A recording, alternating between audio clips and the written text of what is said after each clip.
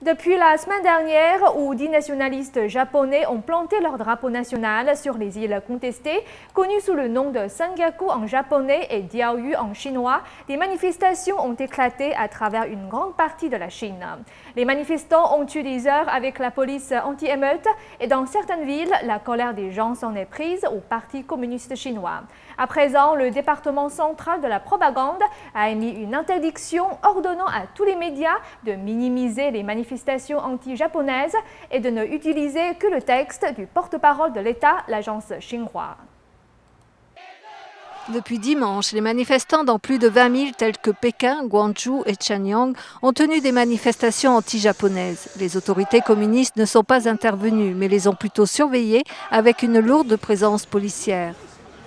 À Shenzhen, les manifestants ont déchiré des drapeaux japonais, saccagé des magasins japonais et renversé des voitures de marque japonaise. Dans le Shandong, les manifestants ont organisé une manifestation anti-Chengguan. Les Chengguan sont des contrôleurs urbains en charge de la gestion urbaine, connus pour être violents, même pour des infractions mineures aux arrêtés de la ville.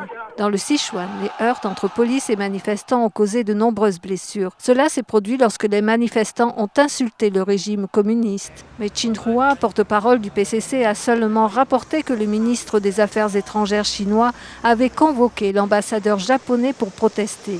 Mais très peu d'images de nationalistes japonais plantant leur drapeau national ont été diffusées en Chine, y compris celles des manifestants chinois.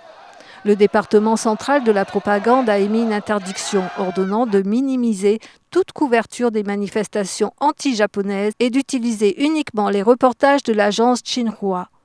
Zhu Qinqin, l'ancien éditeur de la station radio provinciale du Hebei, a commenté que ce genre de reportage trafiqué est une pratique normale du département de la propagande.